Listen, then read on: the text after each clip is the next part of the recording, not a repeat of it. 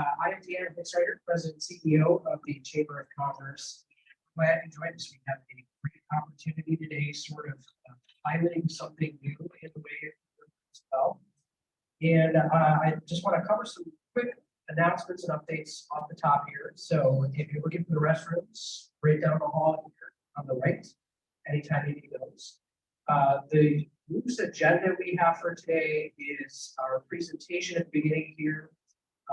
And then there will be a few questions that were submitted beforehand and some questions off the cuff right at the conclusion of the presentation. We're going to take a short, loosely structured networking event since we have so many folks from all over the county here. We're going to be able to kind of learn a little bit about each other. Also, that'll be a good chance if you're parked in a theater or a spot where you need to move to check in and do that. And then we're going to come back together for some question and answer, maybe thought about after the presentation as we met some of the other folks and really get a lot of wisdom from points. So we want to thank right off the top here our sponsors for today's business workshop event. First of all, we want to thank LandPro for bringing the expertise and your resources here to give us knowledge that's going to be shared today. We want to thank again Northwest Arena for this incredible venue where we are today. We want to thank some folks who donated for the refreshments. Please feel free at any point as well. And the refreshments, obviously, when we get to the networking, there's a lot of great stuff here. So we want to thank Crown Street Roasting Company for coffee. We want to thank Farm Fresh Foods for cookies. And we want to thank Hotspot Cafe just down the street for the cheese and crackers. A lot of great folks coming together. And then the last partner we want to thank today as well are our partners at the Getty Foundation. Today's event really is a culmination of people in the community who have great connections during on coming together to provide this opportunity for us all. So thank you, Greg, and your team at the Getty Foundation. And without further ado, I'm going to bring up Molly. So Molly Bonds is a Buffalo State Public Communications grad with 18 years of experience in advertising, public relations, marketing, event planning, communications, and business development. She's worked in very large companies as well as small businesses, restaurants, and banquet facilities. And currently, Molly is marketing manager of LandPro Equipment for 13 years, currently oversees marketing, online sales, and outreach for their footprint, which is region, right? Over 20 locations, is that right? So we're very excited to welcome Molly. Please.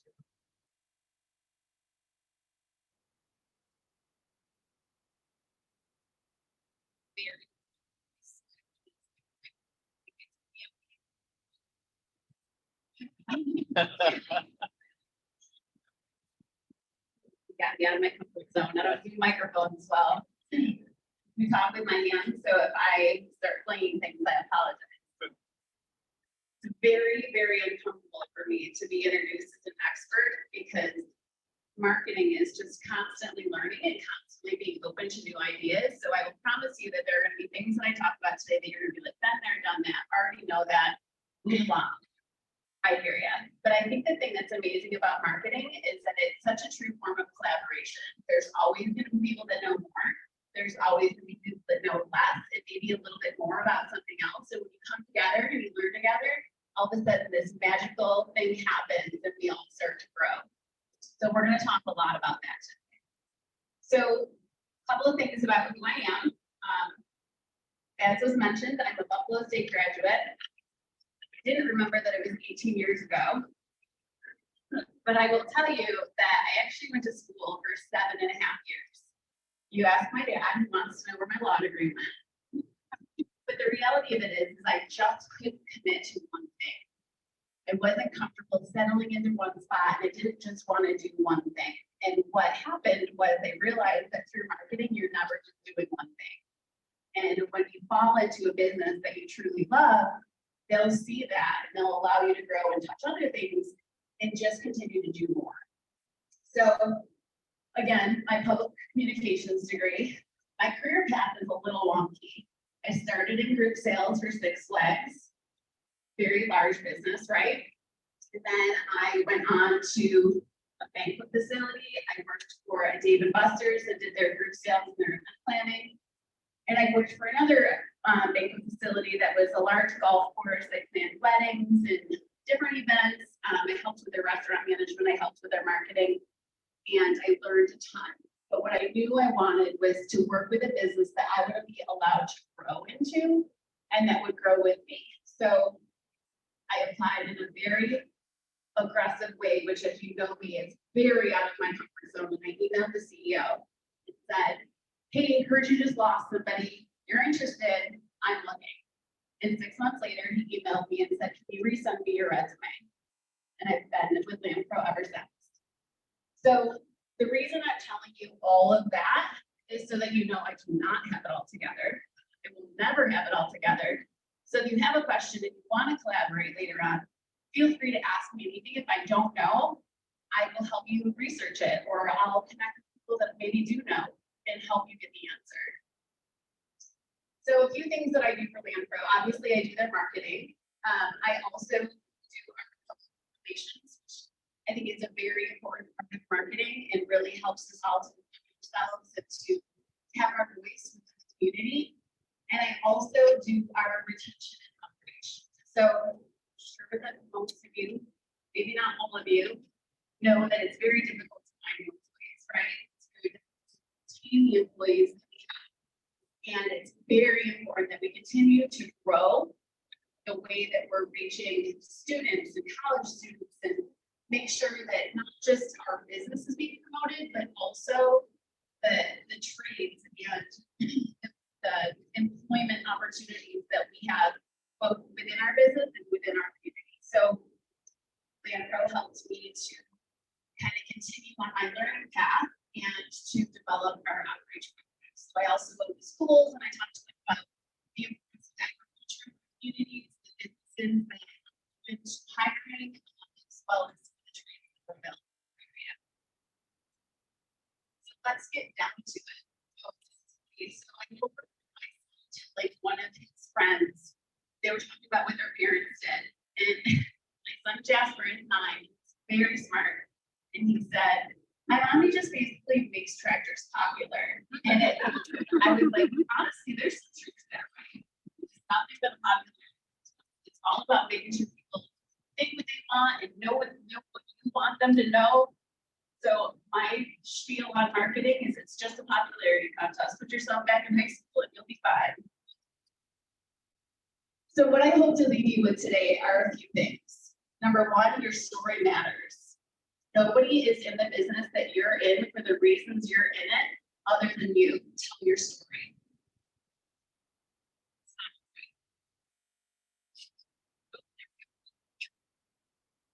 Technology will always be my downfall, always. Everyone is a marketer. So we're in this really unique situation as a society where everybody has social media, everybody has a phone. Therefore, everybody is a marketer in some way, shape, or form.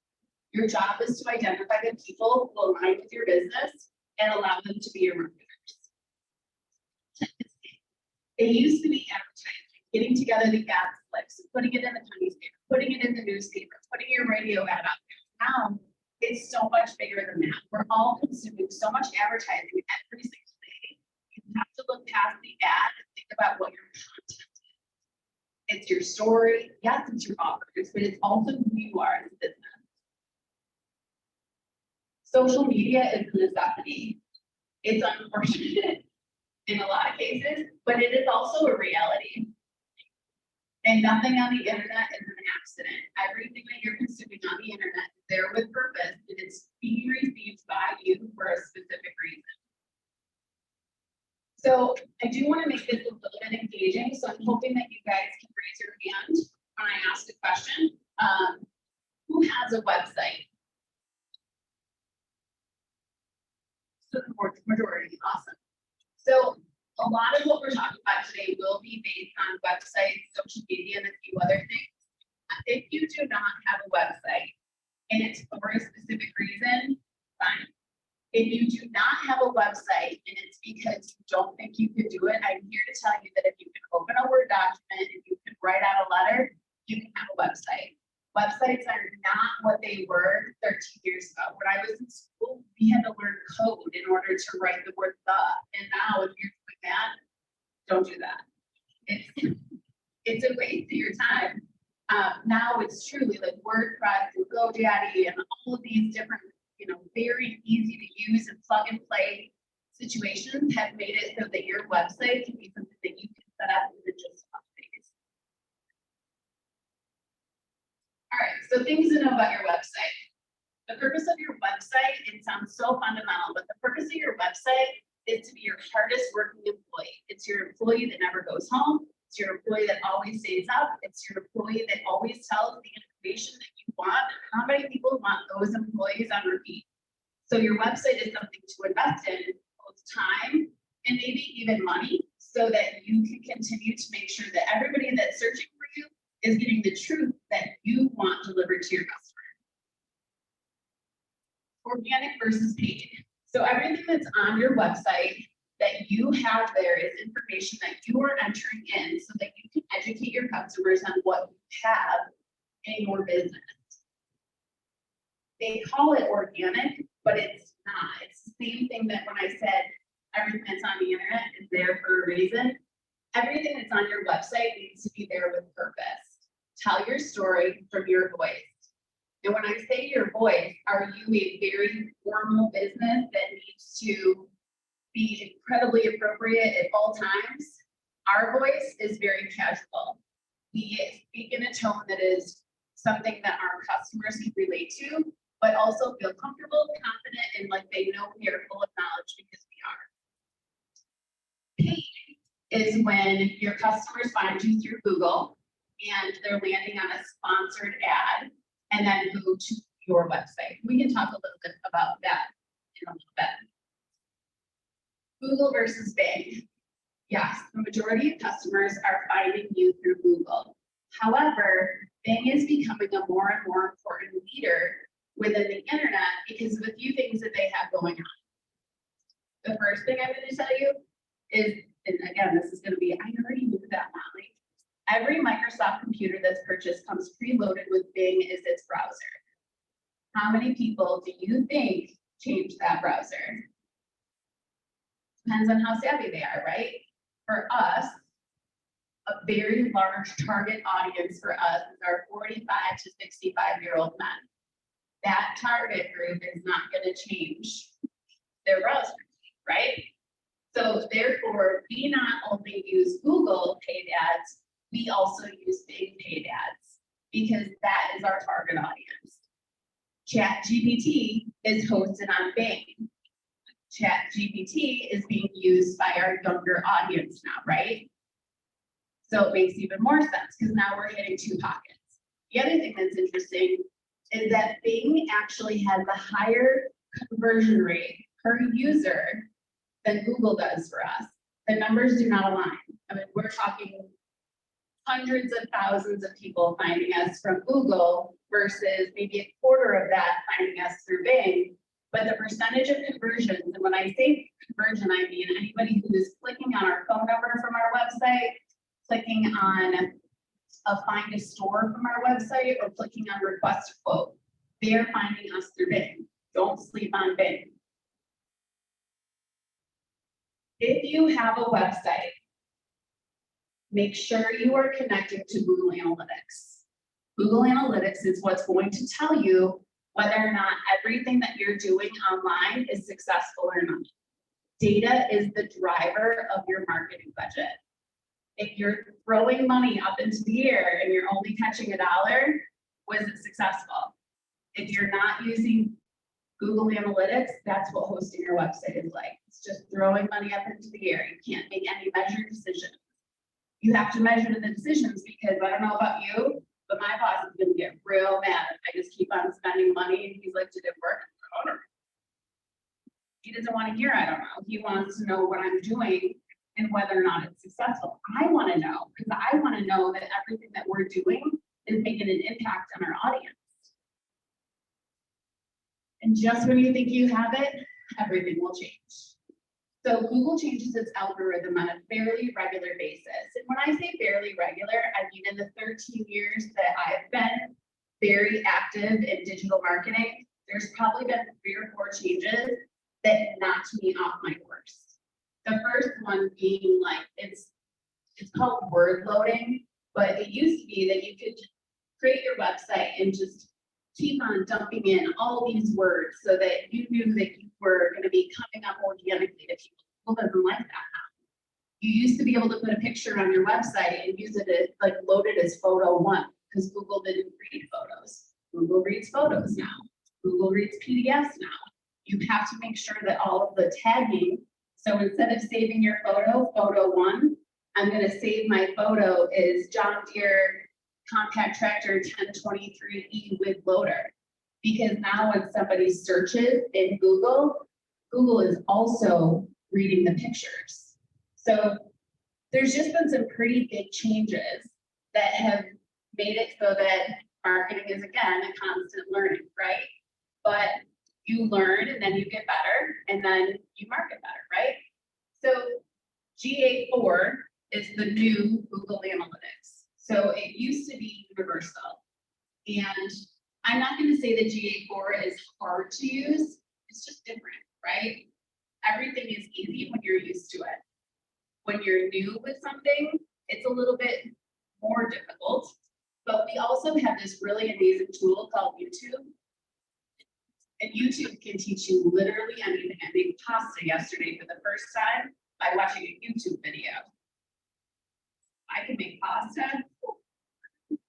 So I think that if you can kind of take a couple of these, obviously you're not going to go and take all of them, but if you do have a website, focus on a couple of things that can help you to grow. Make sure you're connected to Google Analytics. It's fundamental.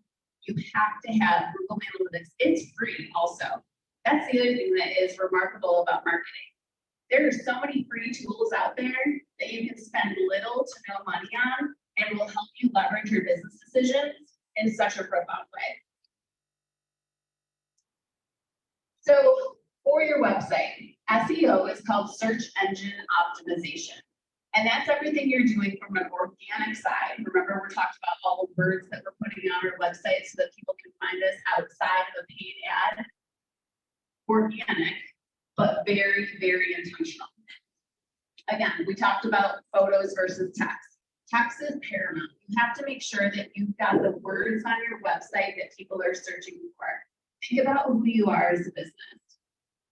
Write it out. Talk to your customers the way you would talk to them if you were literally in front of them on your website. Use your voice, the tone that you want people to know you as. And then when you're doing your pictures, make sure that you've got those pictures saved as something that will mean something on the internet. Not mean something to you, not little Max plays ball. Like, nope. Make it all labeled out so that Google is going to find it and serve it to your customers because that's what they're looking for. Google wants to be very helpful to its searchers because that's where their money comes from, the searchers, right? Links. So on your website, again, Google wants to be helpful to the people that are searching for it. Yes, they're making their money through advertisers, but those advertisers will only use Google if they're serving the searcher the best information possible. They don't want things to be successful. They want themselves to be successful, right? So on your website, it's called a backlink. So for Land Pro equipment, I'm going to make sure I've got links to John Deere. I'm going to make sure that I've got links to all of my short lines. I'm going to make sure I've got links for all of the phone numbers that are listed, because anytime a customer clicks on one of those links, Google likes it. Google just says to itself, oh, we just did something for that searcher and they found that website credible. We like that website. And then your site starts searching, your site starts appearing more organically to customers, which is ultimately your goal, because organic means you didn't pay for that. The higher you are on the organic searches, the less your paid searches will be clicked on. Blogs. This is a really great way for you to front load information about your business in a way that will relate to your customers. So for Land Pro, we have blogs that are about our high value crop line, which is our vineyards and orchards. We have blogs about how easy it is to connect an unconnected deck or a loader. We are writing tons the blogs now, because all of that information that we're putting in those blogs allows for us to have them into one space that allows us to have tons of information on our site in a way that it makes sense. Because you can't put all that information into the body of your website, right? Because nobody wants to read all that. But if they're looking at your website in a way where they're coming at it for information on specifically connecting back, and maybe they'll stay on the site longer and they'll find even more information that's of interest to them. So another part that's really important about your website and specifically blogs is I call it the taco of it all.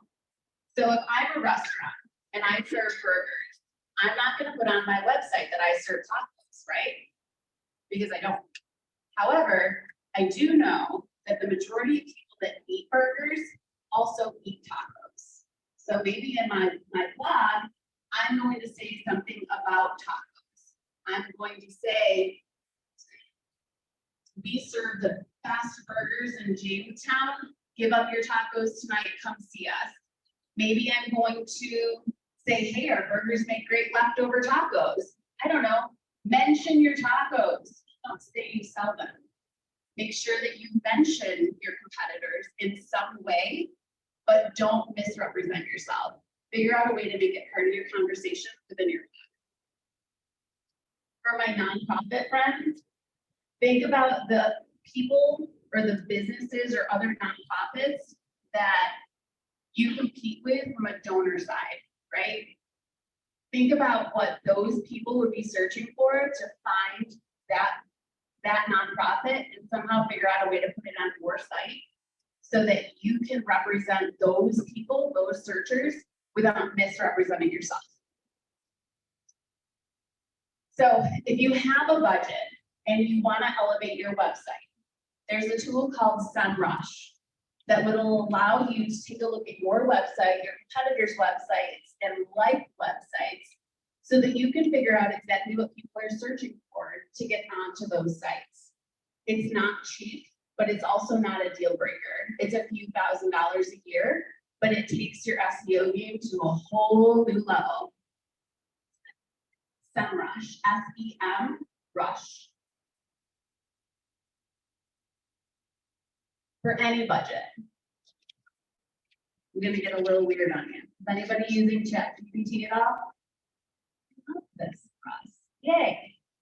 Okay, so we're gonna talk a little bit about ChatGPT. For those of you that don't know, AI is artificial intelligence. So it's basically something on the internet that you can ask to do something and it will spit out what you're looking for. But it's kind of more than that. So I did put a link up here, and my friends at the chamber are gonna send you this presentation, so you can go right from this. You don't have to feel like you have to write down my tiny writing. So we're using it right now in a couple of different ways. First, we started with our used equipment. We know that the majority of the people that find our used equipment online find it through Google. We also know that they're searching in a very specific way. So when we're competing with people all across the country to purchase a used combine, we want to make sure that we are represented very well. So we are taking all the details of that used combine and we are saying to ChatGPT, write me a used listing using minimal words, all information given, and clicking send. And it's going to write us our description. Then we are going to say, great, thank you. We're actually very polite to ChatGPT, and I don't know why. We do this to Alexa too. We always say please and thank you. So we say, okay, great. Please minimize words because sometimes ChatGPT gets real wordy. We don't want real wordy. And then we'll say optimize for SEO. And then we'll make sure that they have a couple of words in there that would trigger the audience that would be interested in a used combine. Then we take that description that ChatGPT just wrote, we send it to our used equipment manager. He checks it for correctness because it's not always correct. And then he sends it back and we put it on our website. It sounds like it's a lot. It takes maybe 10 minutes, but what if it's the difference between us selling that used combine to somebody in Texas or Illinois and us not.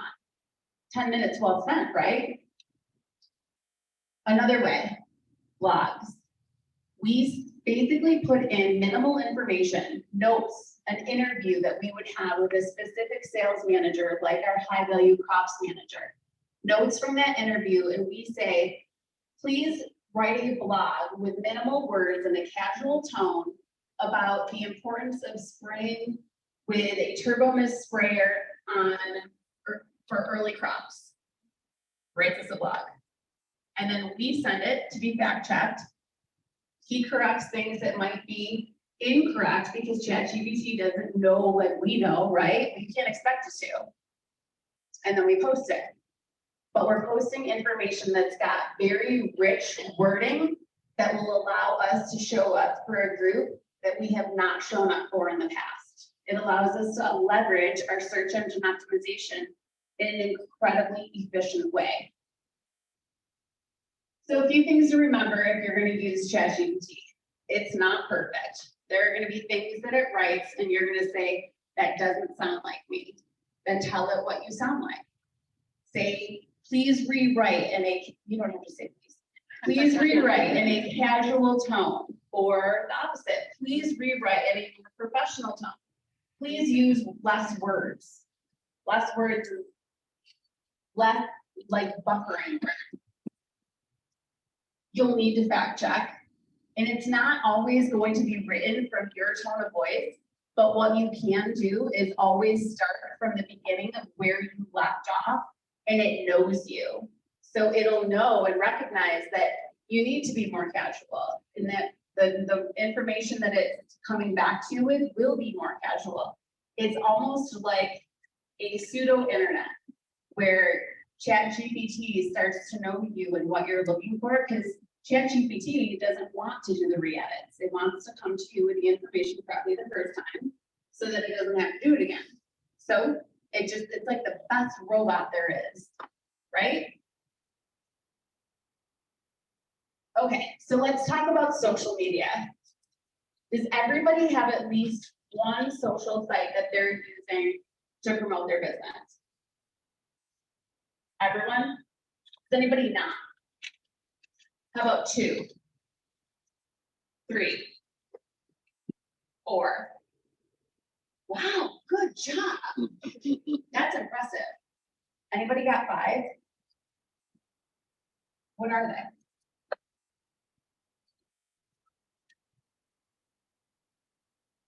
Okay, awesome. So we're going to spend the majority of our time with YouTube, Facebook, Instagram. LinkedIn is something that I would say is great for any professional, because your professional people are also your business contacts, right? So not only are you going to promote your business, but you're going to promote to people who will potentially be buying from you. So we're not going to spend a ton of time on LinkedIn, but I will tell you, recruiting is something that you regularly need to do. Having a LinkedIn audience is important. Who's got TikTok? You. Okay, so we're not going to spend a ton of time on TikTok either. I understand the importance of it for growing your younger audience or for remaining relevant. Unfortunately, it's for us more about awareness than it is about hard sales. And I think the thing that people get caught up in on TikTok is the idea of going viral, right? Going viral is just an ego boost. How many times do the people that go viral for a business-related video go viral within the communities that they're serving and have potential to sell in? It's amazing. It's such a good feeling, and it is an enormous boost to your ego. However, for us, the focus has to be on selling within our communities and being relatable within our communities. And TikTok does serve a purpose. There's a ton of awareness that happens with high school and college and 20s and 30s, and I'm shocked at the people that are my age and older that are on it. However, from a hard sales standpoint, TikTok doesn't have the same type of marketing selling as it does marketing awareness. Facebook, YouTube, and Instagram are different. There is definitely sales happening within those 3 arenas, And they're definitely important to make sure that you are very, very active in. So we'll talk more about all of those, and I'm gonna kind of lump them all in together, but I'm going to kind of give you universal advice, and this is gonna be that real weird part where it gets uncomfortable for me and you're all like, done, already doing that, stop it, what is this girl doing here? Tell your story and be real. Perception is not your friend. So when we became Land Pro Equipment in 2017, it was two companies that came together as one. We went from being a smaller 6-store dealership to being a 13-store dealership. I went from managing social accounts that constantly were talking about how wonderful we were, to all of a sudden having people throw words at me like conglomerate, monopoly, you're closing small businesses, you're crushing people. And I was like, what is happening? That was the perception. The reality was that growth in dealerships is what John Deere wants. And the fundamental part about Land Pro is that the guy that runs Land Pro started as a truck driver. He became a parts person. He set up equipment. He was a salesperson. He became our CEO. Now he's the chairman of our board. The reality of it is Land Pro is a place to grow. It values family first. But if I don't tell that story, we're going to keep on being called a conglomerate and a monopoly. So my job is to tell that story, right? My job is to make sure that our customers know, yes, we are bigger, but we are bigger with purpose. Our purpose is to sell to you a piece of equipment that you can afford from the best people in the business, and that's what we do. But if I don't tell that story from our voice, the perception is always going to be that we are monopolies and that we are crushing small business, and nothing could be further from the truth.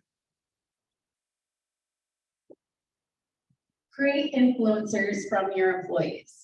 So again, how many employees, if you have like between 5 and 20 employees, raise your hand for me. Is everybody else, if you're lower than that, raise your hand. Higher than that, raise your hand. Is anybody a solo mission and it's just you?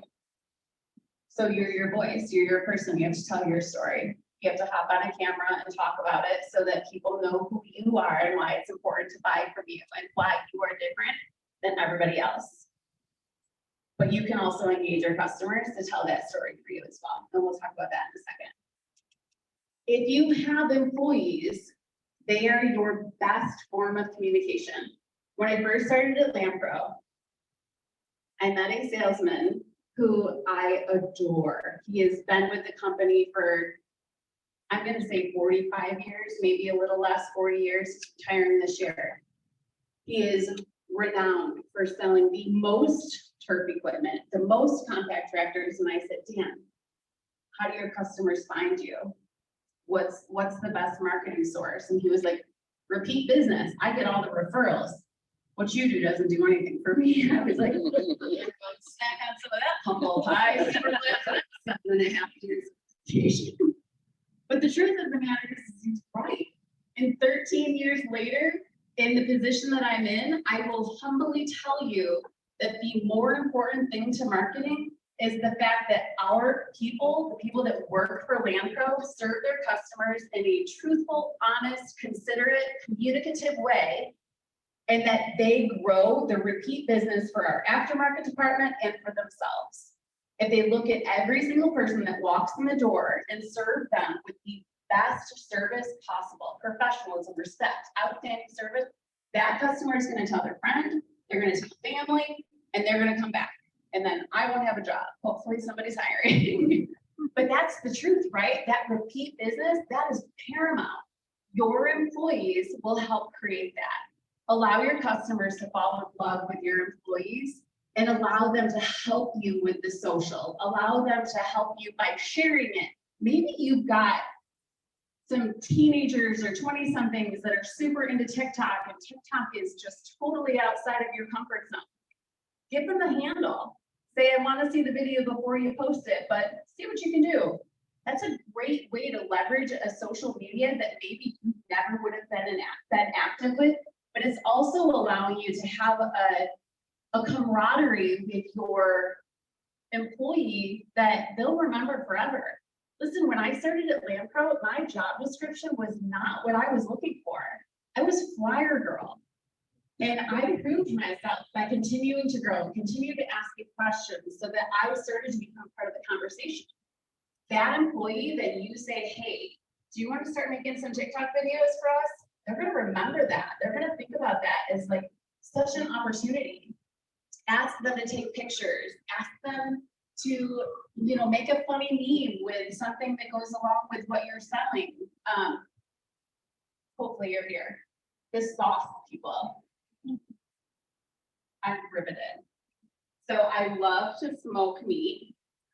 And there is so much about sauce that is so popular, right? So you've got influencer opportunities, you've got customers that are coming in, have them share their recipes, have them share the pictures of what they're doing with your sauce, share them, tag you, and then you share it back into your social community. Same with your employees. When they have somebody that they see coming in on a regular basis, ask your employees to take pictures of that person so that you can post your shaking your head sharing of stuff. I'm sorry. There's so much opportunity in that niche audience where you're gonna be able to marry marketing to passion. We have that with John Deere, right? We're constantly trying to create more people that love John Deere, but if you love John Deere, man, you love John Deere. It's like Chevy, Ford, all the, like, they have their own people, right? There's so many niche audiences within your business that have such a just really authentically committed group of people that love what you do. Use them. Have them tell your story and share it.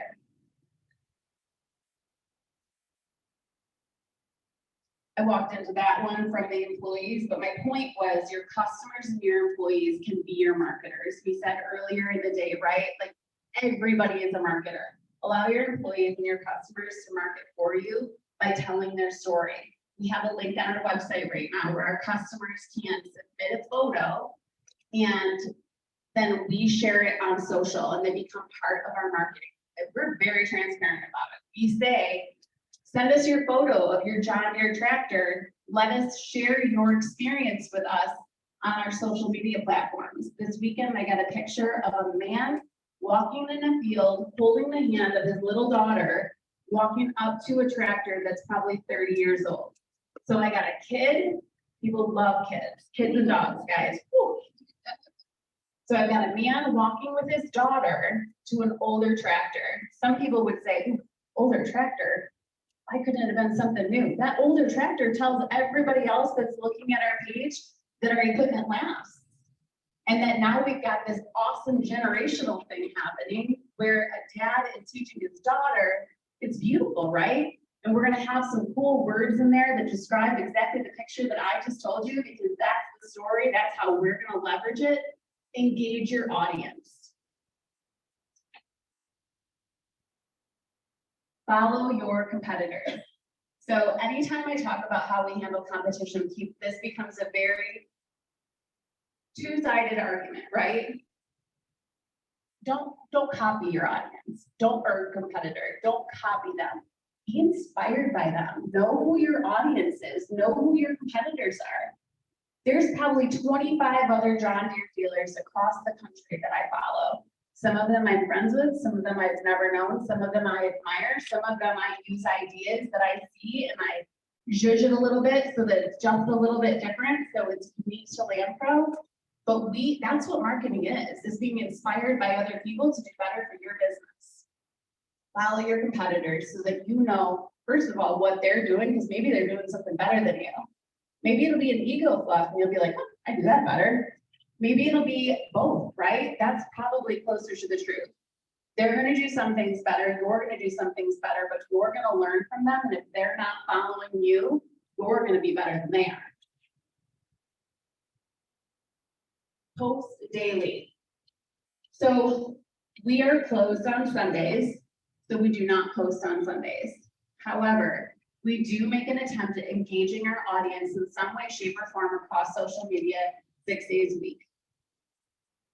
That sounds daunting, right? Like creating content for 6 days a week sounds like a lot to some people. When you're a one-man show, it's a lot. It's not always the rich content of these are our offers. Maybe it's a picture of one item that you have for sale. Maybe it is a picture of a customer that came in. Maybe it's a quick story. Always a picture and a little bit of a post, but try your best to make content daily so that you're always reaching your customers. And when in doubt, post kids and dogs.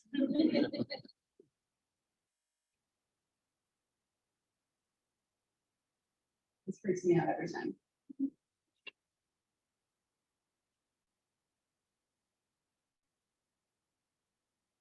This is my least favorite conversation. People are very happy to be mad these days. That's my very polite way of saying some people on social media are unhinged. It is a wild experience, some of the things that we read and we hear, and it is what it is. It's the tone of the world that we're in. It's a symbol of the way society is. I have 2 bits of advice for you. Toughen up and find the opportunity in what they're saying. If somebody hits you with a little bit of criticism, take a look in the mirror. Maybe there's a little bit of truth behind it, and it'll allow for you to have an opportunity to make that better. We had a situation very recently with a customer who criticized an amount that he was quoted, and we use that as a learning opportunity because the tractor was older. Perhaps we could have quoted him the Band-Aid. Here's the Band-Aid, here's the make it brand new price. But by the way, here's the trade-in value in case you're looking for something new. He was aggressive and completely inappropriate in his wording. However, we turned it around and we said, you know what, you're right. Here are 2 other prices that might be interesting for you. We're really sorry for your inconvenience, and we hope you give us the opportunity to serve you better in the future. Put your PR hat on, toughen up though. It's that one guy is not your whole audience. For every negative comment, you've got hundreds, if not thousands of people that respect what you're doing and think highly about what you're trying to achieve in your business. Yes. I did. Yes, always. We'll talk more about that. That's one of my favorite things. And this is not marketing advice, this is just life advice, but I feel like this is gonna be my pitch for everybody who I come in contact. I tell my boys this every day. Don't be that guy. Don't leave those negative reviews. Don't ever let your name be associated with a review like that, because Google, we just talked about Google. Google's a monster. All of that is visible. Don't let your name be associated with both your business and something where you're attacking somebody else's business. But more importantly, just as a human, don't be that guy. That guy sucks. Google Business.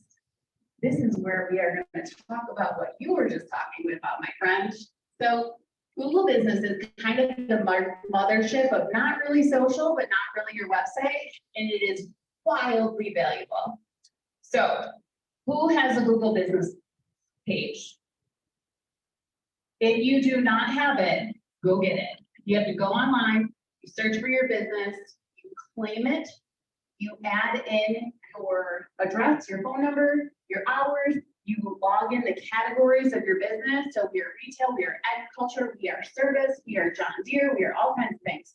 Categorize yourself as much as you can. Pictures. Pictures are not a one-time thing on Google Business. Update your pictures regularly. Take pictures of the interior, take pictures of the exterior, take pictures of your products, take pictures of your people. Take pictures. Google loves pictures. And this is the place where it doesn't matter what you call that picture. Google just favors the fact that you have lots of pictures on your Google Business page, and make sure you include your logo. Your logo is always going to be the first photo that you have within your Google Places Drive. Couple of things that not everybody knows, but Google Business also allows you to have a product catalog if you were a small to medium-sized business. So we would not be considered that, but for a small or medium-sized business, you can actually list your products to sell. So if you Google something, I'm gonna say, Google jarred homemade sauce near me. It's going to send me first a bunch of buying opportunities, right? Those pictures of those buying opportunities are all coming from Google Business. So it's important that if you have a product to sell, that you're taking pictures and that you're listing them. If you are a larger business, then you're gonna wanna use inventory ads. The difference between the two is that your product catalog is free for your smaller mid-sized business. Your larger business, your inventory catalog is not free. Your profile, be complete, tell your story, tell everything that you can about your business right into Google Business Places, because that is going to be Google, that's another Google site, right? So the best case scenario in Google's world is that first you Google what you're looking for, then next you land on your Google Business Place, and then you go to the place that you were looking for as website. So now you've hit Google twice, you're even more valuable to Google, right? So make sure you use your keywords, be detailed, be truthful, because Google doesn't like lies. So this is where you're gonna make sure you've got all your information, you're using all your keywords. You're gonna make sure that you're telling everybody who would potentially be searching for you all about your business. Think about it as your 5-minute elevator pitch, right? You've got somebody that walks up to you and says, what do you do? And you've got 5 minutes with them and you're gonna tell them everything that you do with the potential that you're gonna sell them that big sale. That's your Google Business page. It's your 5 minutes, it's your opportunity. Another newer thing with Google Places is that you can actually post there. So similarly to how you would post on Facebook or Instagram or really anywhere else, you can post on Google Business as well. This is important because you're adding more content. Google loves you. You want Google to love you. So post anytime you have an event, a sale, customer appreciation, anything that's happening that you would post like an event for on Facebook, post it here too. And you don't have to be like creating no new content. I know a lot of people believe that what you put on Facebook, you cannot post on Instagram. This does not apply here. Post, post, post. We don't care what it is, post it.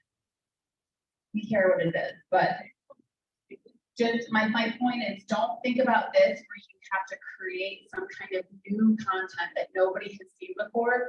Post your content on Google Business. Reviews. Has anybody ever had a review on Google Business that just made your skin crawl? I'll tell you a story. So last week, we got a review from someone who said, be glad that you're a man because you're a woman, they'll ignore you. And immediately I was like, no, they won't. That is so against everything that we've ever believed in, how we've ever engaged our sales pros. Like, what are you talking about? So I immediately emailed it to the store manager and said, what's this? He said, let me look into it. I give this guy a ton of credit. So he sees that the abbreviation on the bottom of an email that he just received from a customer matches the Google review. He calls her and says, hey, just wanted to check and see how that mower is going because he just sold her a mower. She's like, oh, it's great, I love it. I gotta ask you, did you leave us a negative review saying that you were ignored because you were a woman? Yeah, I did. I'm so sorry. Did you feel like I was ignoring you? No, but the first mower I bought in 2015, that is what happened. They ignored me. An 8-year-old review. Not even the most recent purchase.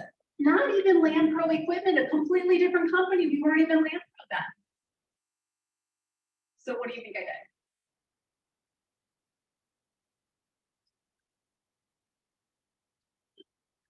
Can't read it. Nope. So I responded and said, hi, so-and-so. Thank you so much for choosing Land Pro for your most recent John Deere lawnmower. I really appreciate that you gave us a second try after having been ignored in our showroom in 2015. And then I went on to thank her, tell her I hoped that we had proved ourselves to be a different company, that we were in fact not even Land Pro then. And why did I do all that? She already bought the mower, didn't need to sell her another mower. Why did I do it? Because it has nothing to do with her. It's about the thousands of people that read that review. That's what matters. Every single review has to be responded to. And there are gonna be some where it's not that lady. There are gonna be some reviews that are right and they're negative because we're not perfect, right? But how we handle that negativity sets us apart. I'm a firm believer that the most exceptional customer experience will be remembered. The most exceptional customer experience after something slightly negative happens will be remembered forever. Because if you can overcome a little bit of adversity and prove to your customer that you're willing to make an extra effort to make it better, you'll have them for life. So write about it. If you see the negativity, first respond with, I'm gonna look into this for you. Please email me at this email address so I can get more information. Or I'm gonna go right to the store manager and say, what in the world happened here? And I'm gonna get the story from them, and then we're gonna correct it with the customer. We're gonna look it up with the customer. We're gonna talk to them.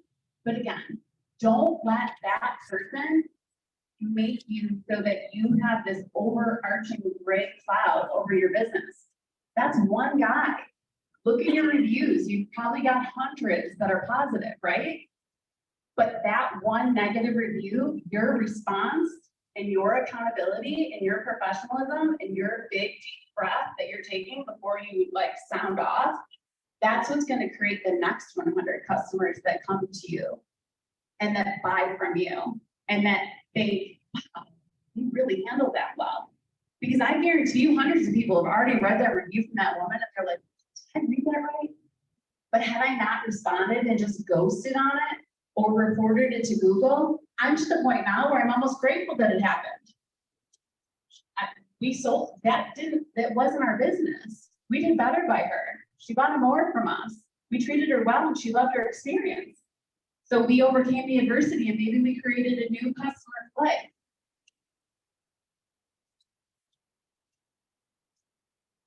So reviews and follows.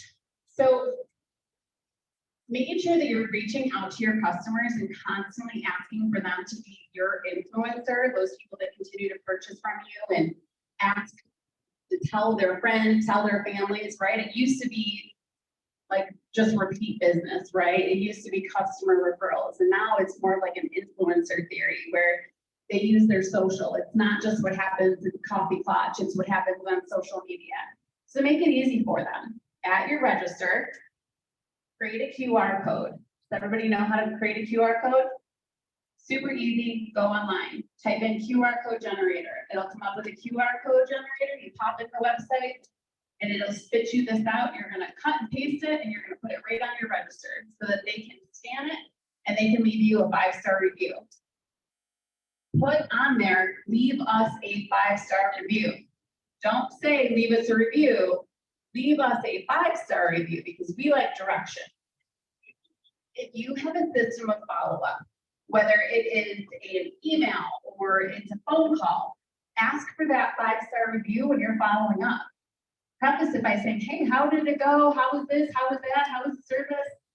How are the kids? Great, so good. Just listen, if you have clients, if you want to hop onto Google and you want to leave us a 5-star review, I love it. It was really great getting to know you. Thank you. Social follows. So when we think about boosting a Facebook post, don't let that boost be for nothing. Yes, it's to promote your product. Yes, it's to promote whatever sale you have going on. But this is how I do them. I boost them, and then every single night, I go into it, I open it, and anybody who has liked it, I invite them to follow. It's not new, but some people don't know this. Invite the people who have liked your post to follow you, because then you're getting them so that you can see them in an engaged way also. And then later on when you're boosting, you can not just have the net approach where you're casting the net to the entire audience of a very specific region, or also boosting to the people that like you already. This is another one that you will have an opinion on one way or another. If you are in a region that has competitors and they're very similar to you on Instagram, go onto their Instagram and follow their followers, and they will likely follow you. Some people don't like that.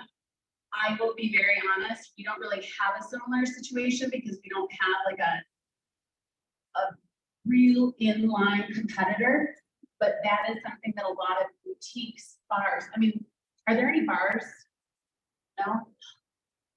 Breweries, every brewery. You have a friend that owns a brewery, tell them to do that because brewery people are brewery people. Find them all, save them, and like all their friends because that'll help grow their audience. Email marketing. Who has an existing email marketing platform? Good. If you don't, get one. A very easy one to utilize is called Constant Contact. Some people will say that's elementary school. I will tell you, I love it. I love it for how simple it is. I love it for the data. I love it for the unique little things that you can do that make it different than other places. It's great and it's cheap. We have 65,000 people in our email database and it costs us $540 a month. How many dollars do you think that it would normally take for us to reach that size of an audience that we know is interested in us because they've signed up or they've purchased from us in some way, shape, or form? How expensive would an ad like that be? But I get to use that weekly. So we use it probably I would say overall, we're using it 10 times a month. So when you break that down, 55 bucks, goodbye for this girl. So how to collect email addresses.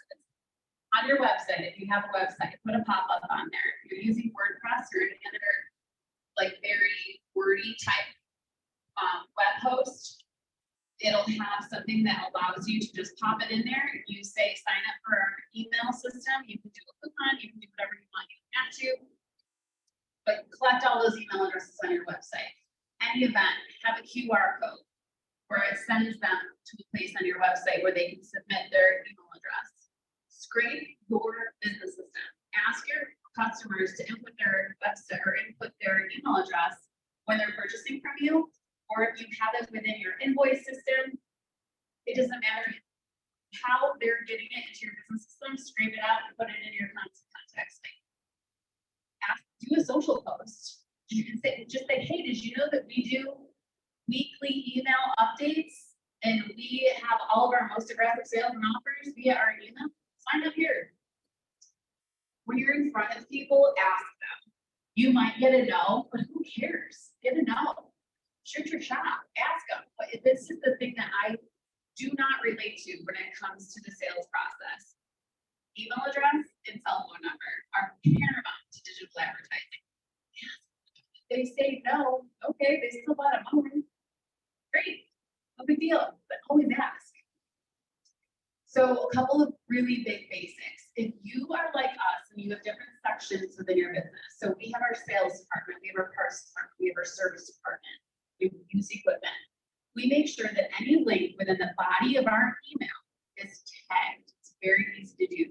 Highlight it, you tag it, and then we'll tag it after or parts or sales or whatever. And that way, when we go to send our next email, we can send it to people that clicked on that. Furthermore, if we have a compact tractor sale and we have 2,000 people that clicked on the link to see what the prices were, we can retarget them later on with another ad or the similar thing because we already know they're interested or they're a competitor. Or we like to make them mad, so it's fine. Don't overdo it. I just said we're using it 10 times a month in different ways. Our entire audience probably gets one email a week. But then there's other key groups like our used equipment people. Those people are a very core group that love to get those used equipment emails. Our rates on our used equipment emails are crazy high because people are interested in the market, right? So we can use that email a little more often, But be careful that you're not infiltrating somebody's email so that they don't want to be friends with you anymore and they get out. So I wanted to leave you with a little bit of like an impact sample on our email system. So what did it do to our website? In one day, it took us from 1,700 visitors to 4,000. It doubled the amount of quote requests that we had. So it doubled the amount of people that said, hey, can I get a quote on a 1023E? And when we look at the total conversions on our website, and again, that's the click to call, the find my location, or the submit a quote request, it was up 200%. Email drives visitors to your website, and your website, remember, is your hardest working employee. As many people as we can get to that website, the better. So if you have a larger budget,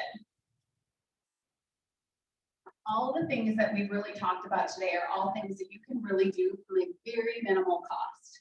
But I didn't want to leave you without some of the things that you can do that are maybe a little bit not expensive, because you could still price it how you want. A lot of things with marketing now from the digital world allows you to set your budget. Google Performance Max. So this is a relatively new function of Google where you can basically tell it, I want to hit this audience and I'm going to spend this amount of money and you are going to figure out how to serve them the ad. So some of those customers, well, you just have to load the assets.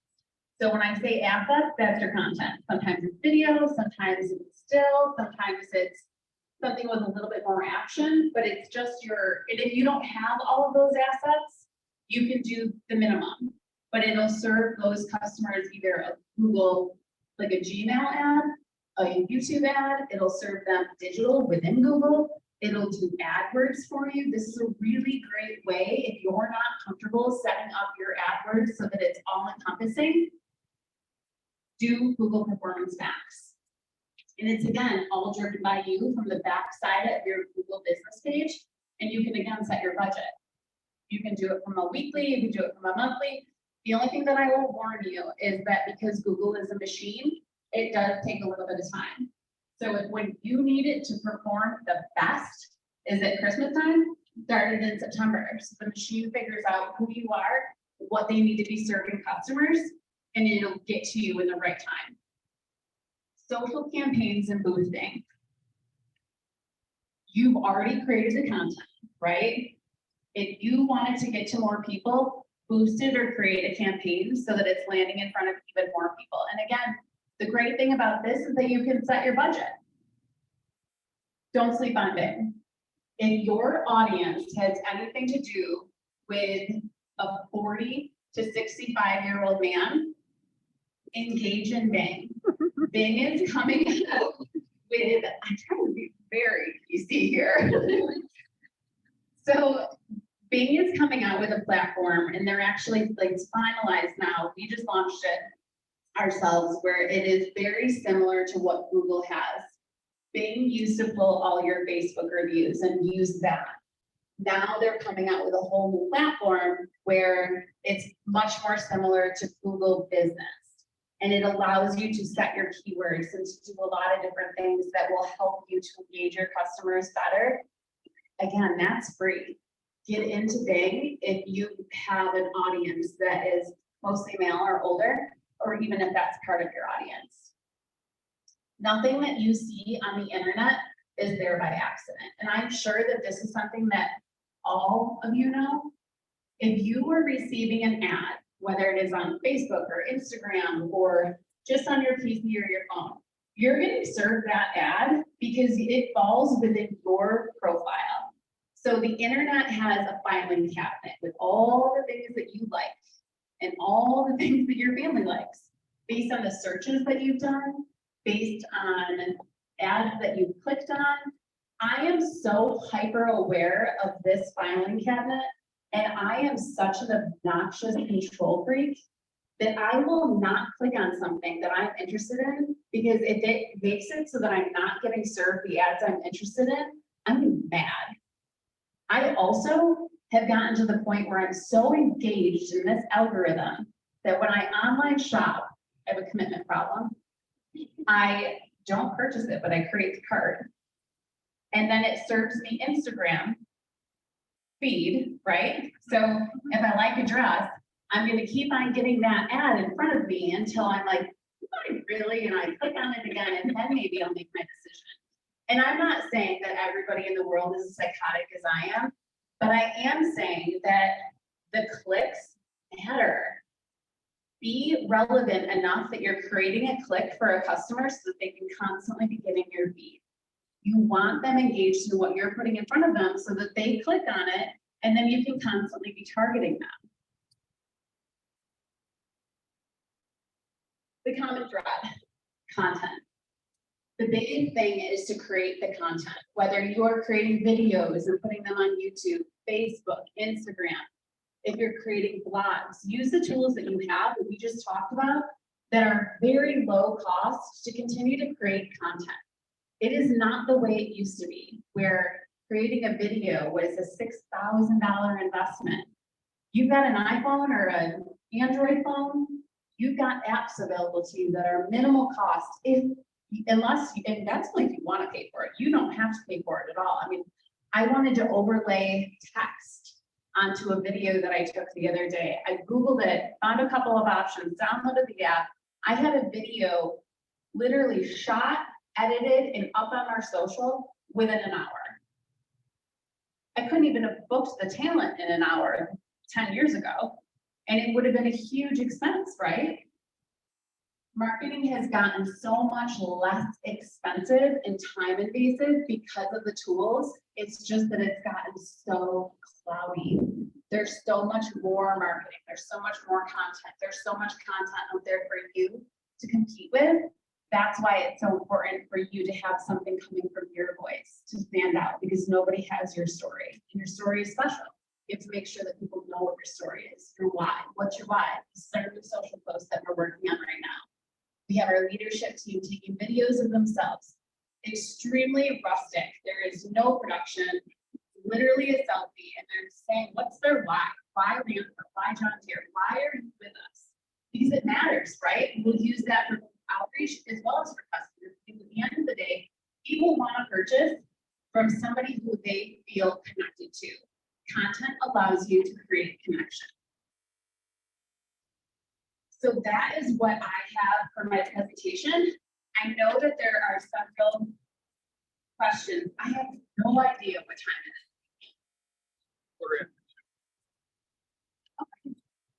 is. It's kind of a really good. So I am going to go ahead and read some of the questions that we had on there that were submitted. And I'm going to start with, how much do you think is a reasonable marketing budget to be effective in a small community? The community that you're serving should never be what creates your budget. So your budget should be or can be a product of your sales. So if you are a business to business company, so you're selling to other businesses, you should be spending between 2 and 5% of your sales. If you are business to consumer, it does get a little bit more expensive. I will tell you, the longer you're in business, the more you're creating your list, the more you're able to get in front of the people that are low cost choice, it'll go down. But that is between 5 and 10% of your sales. We have an older population who reacts to traditional marketing. Same. If budget allows, how frequently do you think a business should use radio, print, billboards to be effective? Once a quarter, once every 6 months, once a year? So this is like a big question for me that I'm probably going to spend the rest of our time before we break to network on. I think that data is incredibly important. And I think that it is so important, in fact, that you need to figure out ways to tie traditional to something that is giving you a reason to continue the purchase, right?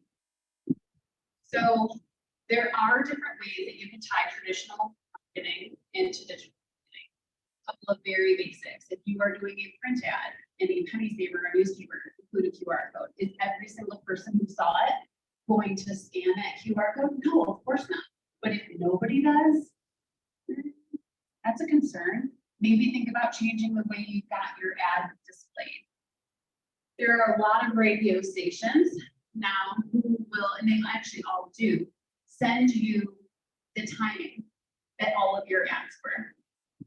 Create a sample set. If you had 60 ads placed in a 3-week time period, take 10 of those times, go onto your website, and be it within an 8-minute timeline from when that ad was placed if you saw a boost in traffic.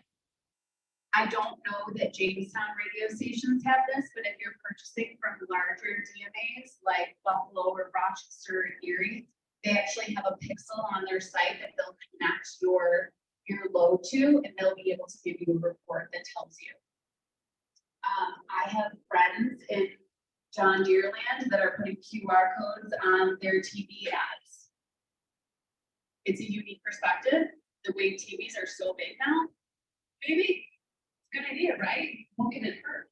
At least it's something different where a person that's walking past the screen stops and says, huh.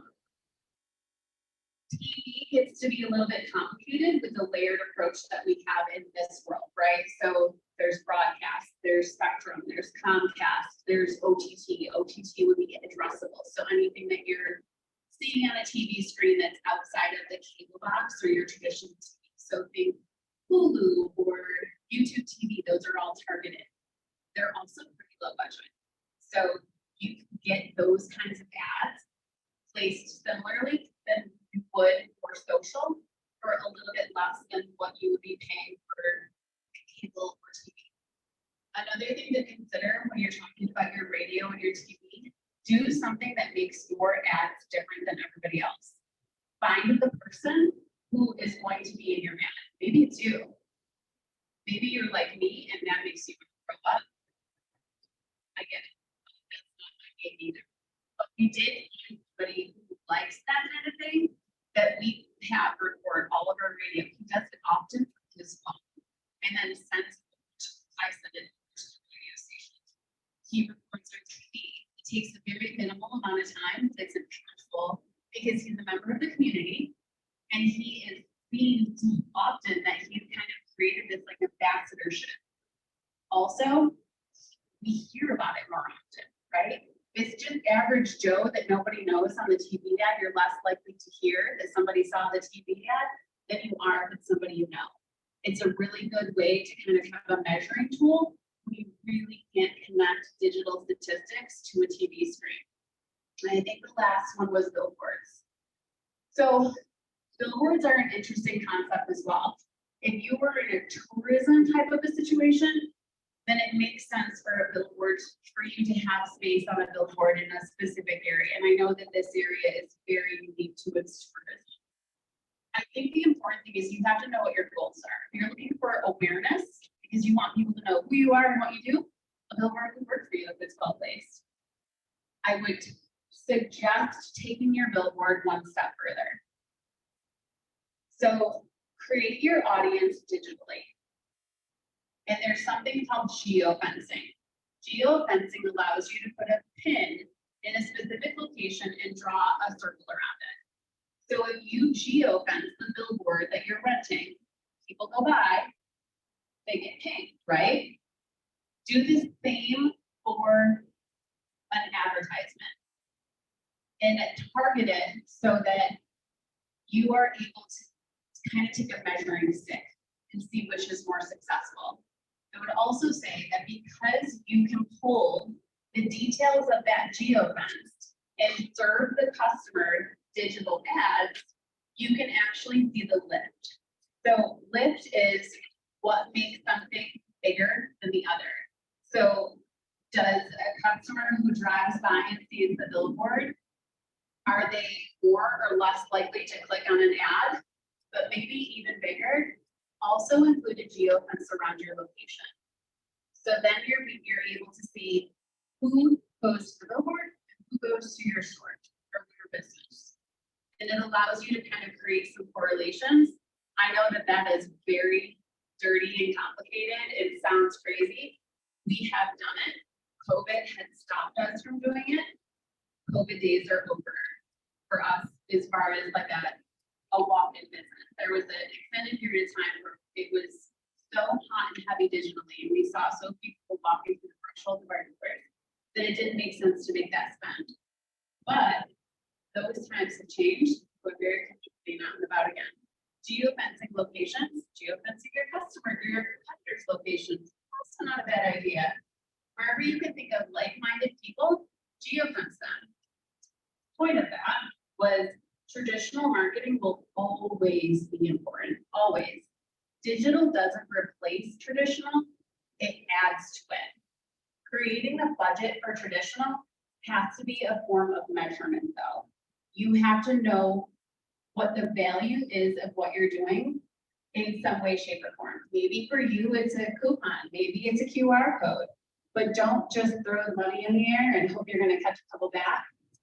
You have to figure out your way that you're going to take measurement of what you just invested in from a traditional standpoint. I think a few of the things that I just mentioned can help you with that.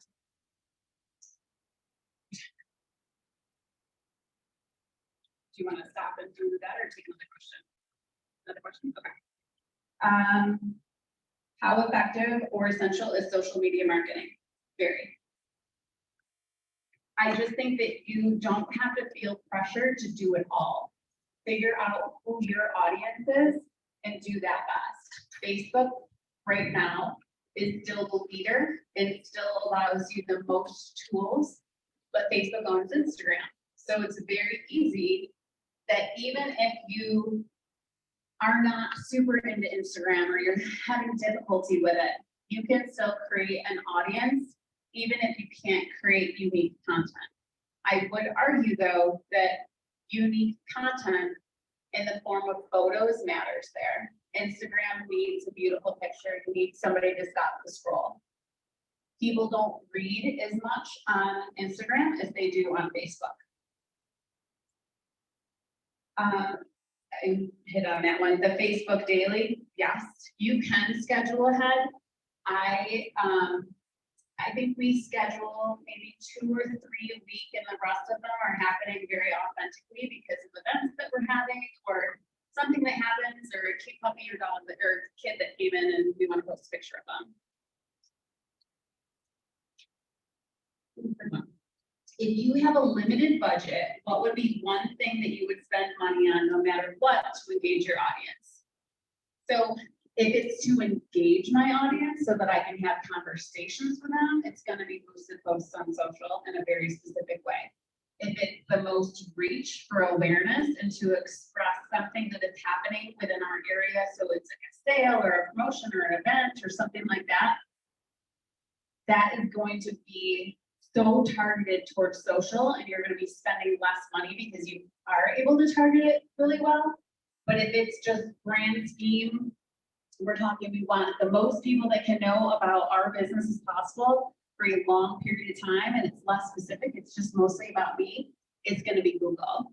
So creating that relationship between Google AdWords or Performance Max so that I can put out there a budget and have a constant awareness campaign that is telling customers who I am, what I sell, what I do, why I do it, all of that information. And you could do all of that in Performance Max or just do your Google AdWords.